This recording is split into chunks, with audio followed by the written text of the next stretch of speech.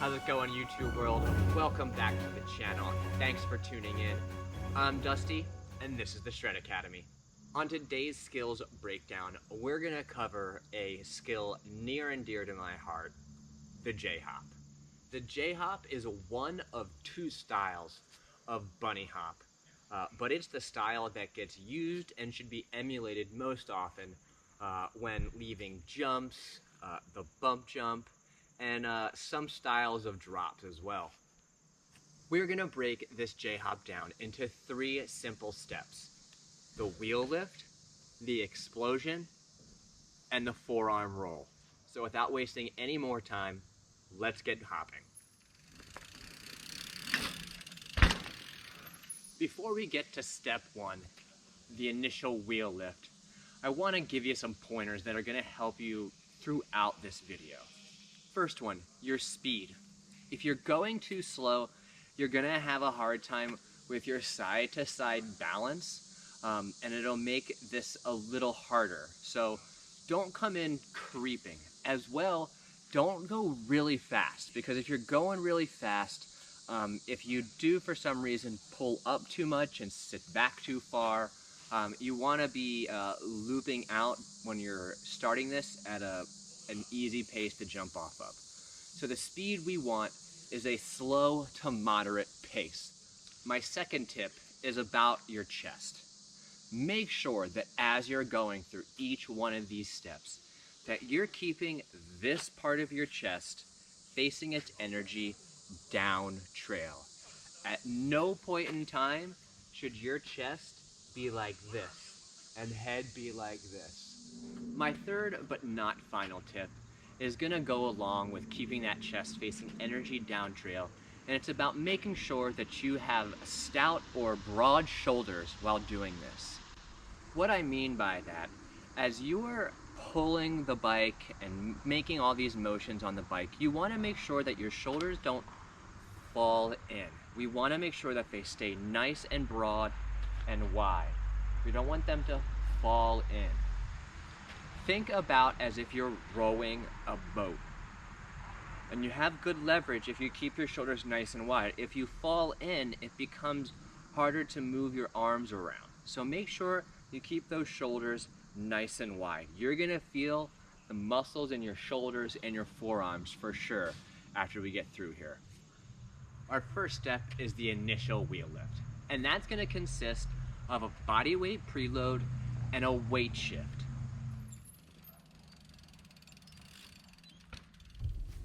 Okay everybody, we're gonna break step one down, and I want you to take note first of my speed.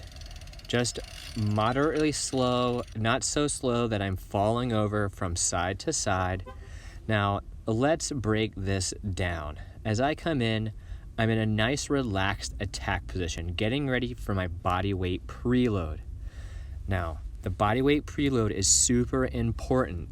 I'm gonna be preloading my body weight straight down into my bottom bracket. I don't want to be going forward, and I don't want to be going backwards.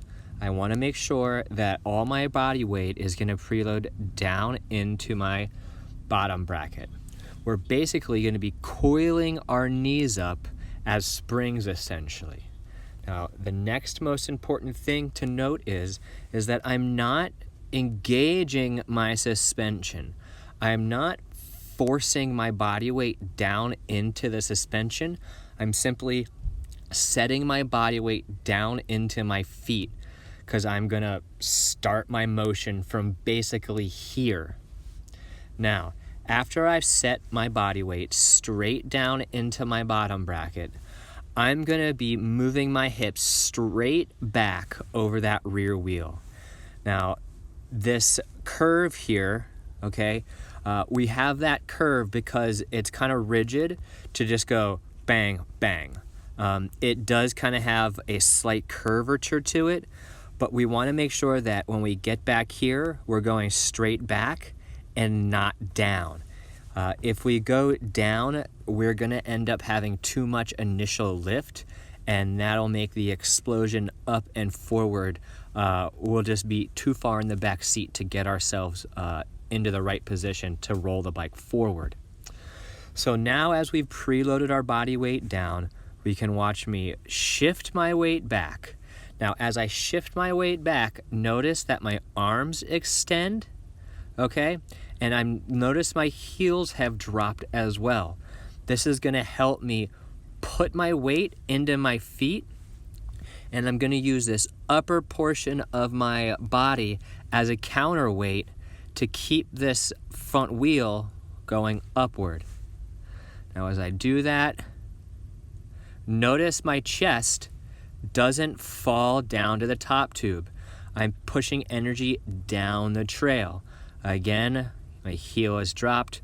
This one, not so much. Your back one won't be dropped because it's just not honestly physically possible. So just look at that front one if you're taking a side view.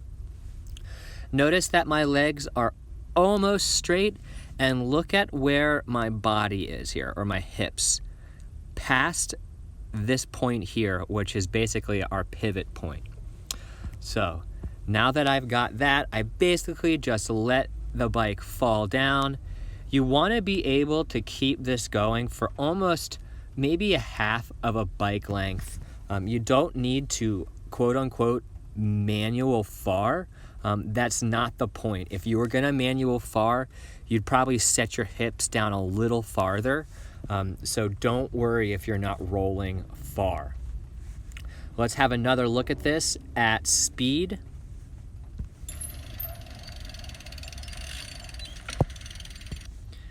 Now we can tell again that as I approach, I'm in a relaxed attack position. My hips are gonna go down and straight back. Now it's important, again, that your hips go down and straight back, not down and down, because that'll set your leverage point too low. And it's also very important that your hips don't go down and up and back. If they go up and back, you're gonna be basically unweighting that rear tire when we wanna be setting our weight into that rear wheel. As you do this, you're gonna be creating a tension between you pushing on the pedals and you leaning back off of the bars. If at this first step, your arms aren't basically straight, you need to make sure they're straight. If your chest is pointed down, you need to get that chest up. And if you're losing it in your knees, make sure that you're getting those hips back behind that rear, or behind that seat, into the rear third of the bike. If you are a shorter person, this is a little difficult, but don't give up. Now that first step may seem fairly easy, but honestly, it's the most important and one of the hardest to do. For most people, it's about keeping that chest up to create that leverage point. Let's remember that most of our weight is right here. So we can't have it dangling over the front when we're trying to get that front to go in the air. We're actually trying to explode off of that rear tire. So don't move on until you have that down. If you have some issues, send me a message. Let's move on to step 2. Step 2 is gonna be the explosion, or sometimes I like to call it wheel lift continued / start of the explosion, but you can call it what you will. It's where we go from being in the back third of the bike to getting our body to go up and over the top tube to about the front third of the bike. So then we can pick the bike up off the ground and roll it forward with our forearms. Let's not get ahead of ourselves. Let's get that explosion dialed in. It's important to remember that we're going to be using our arms and our legs simultaneously to execute this next movement. We're going to be using our arms to pull us upwards while we're using our feet to help push us up as well. So don't rely on one or the other. All right, guys, we are going to have step 2. Basically adding on from step 1. So I come in, take a little stroke, preload, down, and this is where we're gonna go from step 1 into step 2. So let's make sure I'm in the right space. All right, so now as our front wheel starts to extend, okay, we're gonna bring our hips up on top of the bike. Now, to do this, we're gonna be pulling ourselves forward with the bars, and as well trying to stand up tall on top of the bike. The goal is to get our hips as high above the top tube as we can right now. Your bike cannot go any higher than your hips. So this drill again keeps your front wheel on the ground. Notice that as I'm pulling myself up and forward with the bars, it's also creating more front wheel lift. That's what we're looking for. That's why earlier I called it the front wheel lift continued / explosion. Now notice that my hips are coming up and forward, and they're gonna end up right about there. As we go forward, up, and you can kind of see my rear wheel unweighting. It's actually really hard to keep your rear wheel on the ground all the time. So if you get your rear wheel off the ground, don't worry, it is actually super easy once you get the hang of this. Now, as I get here, this would be the end of step 2. Okay, notice how tall I am over that front wheel. I'll be ready for step 3 right in this position. Notice that I'm more or less standing on my toes here, getting ready for the next step. You want to make sure that you're getting on top of the bike. It's super important. So as we go back, let's have a look at this at full speed. All right, let's go again. Oh, we'll clear that a little bit out there.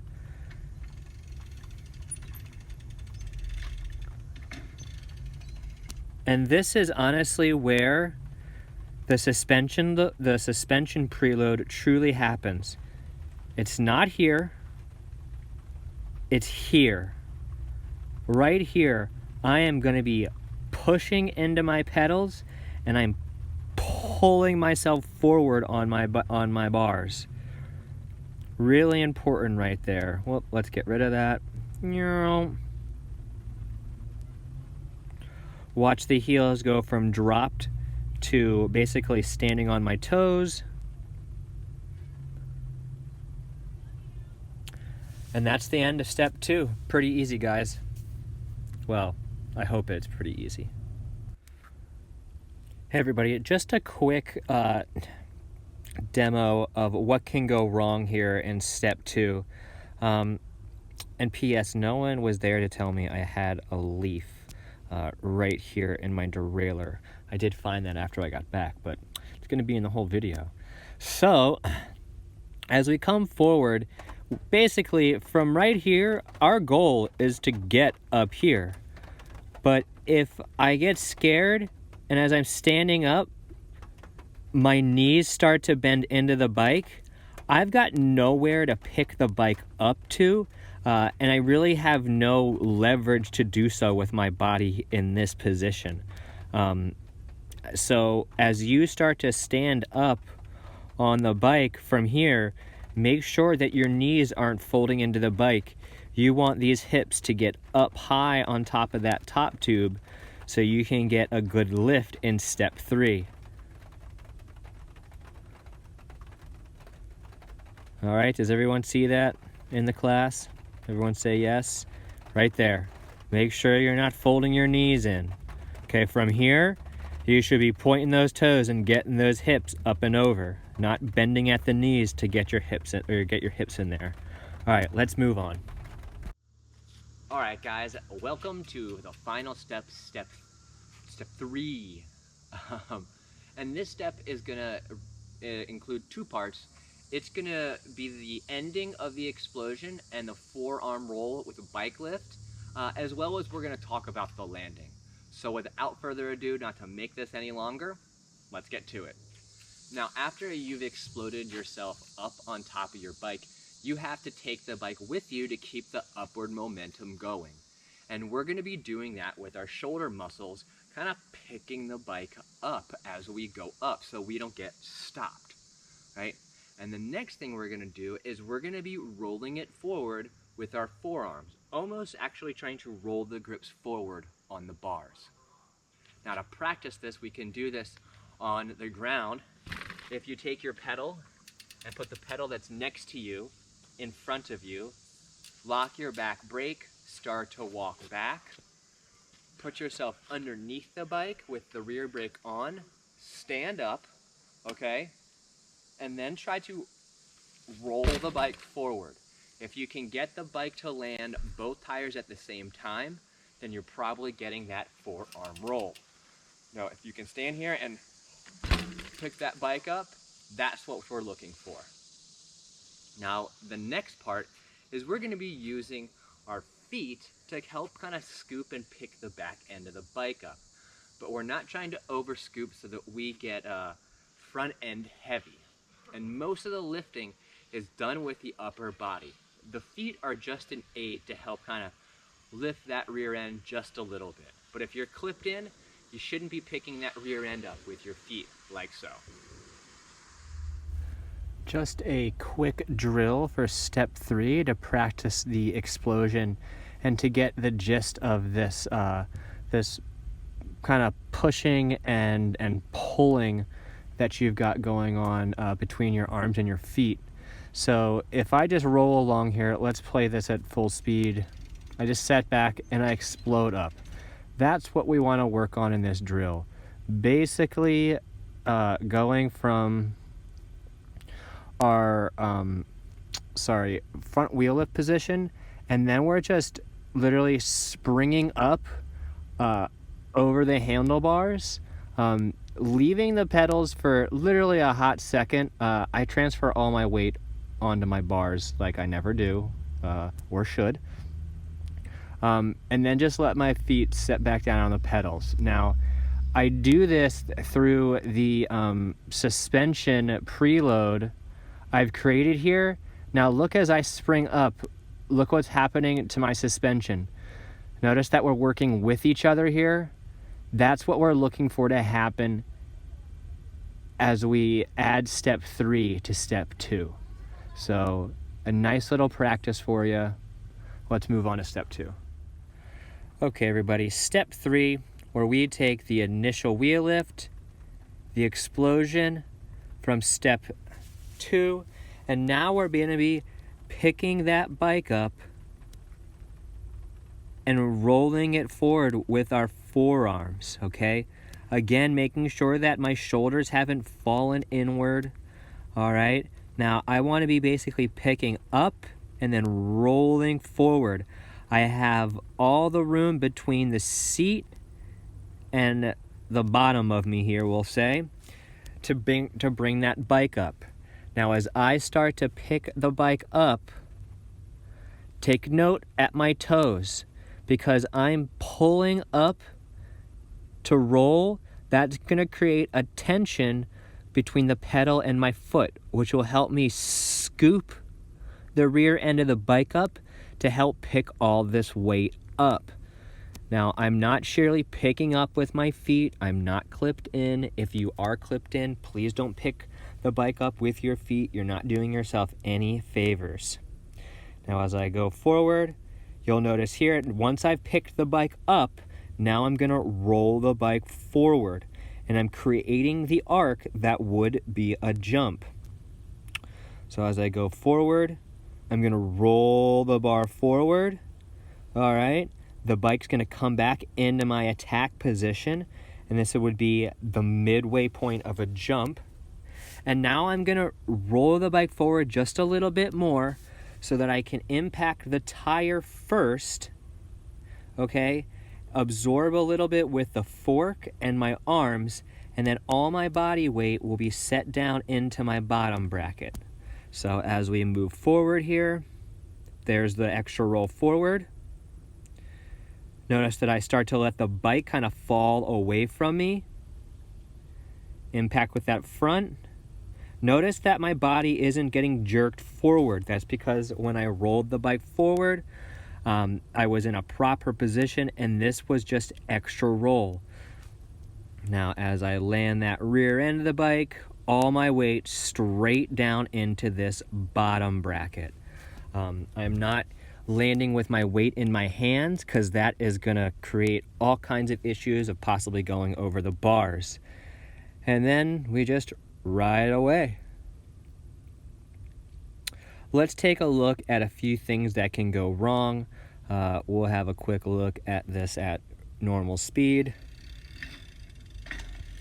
We'll come back, reverse. We'll go again. Notice that the whole time my chest is always putting energy down trail. Even after I land, I'm not letting my chest fall down. That's super important as far as comfortable head position and making sure that you're still in control of the bike. So let's move on just a little bit more, and we have learned to bunny hop, guys. Okay, everyone, just a quick example of what happens when you preload and go back too far and down with your hips on your initial wheel lift. You'll tell here that I never am able to get myself in a position to actually roll the bars forward. So I just evidently just stay in that back seat and land on that rear wheel.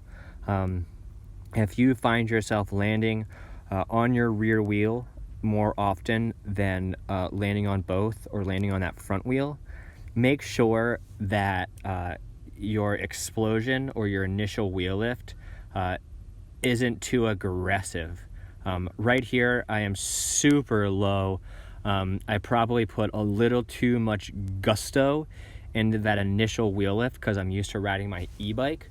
The exact opposite, if you're going forwards on your landing, you're probably not exploding up enough and just exploding forward and basically trying to get from point A to point B in a straighter line rather than an arc, which can lead to you going over the bars once you get to the jump line and you're trying to utilize this form on the lip of a jump.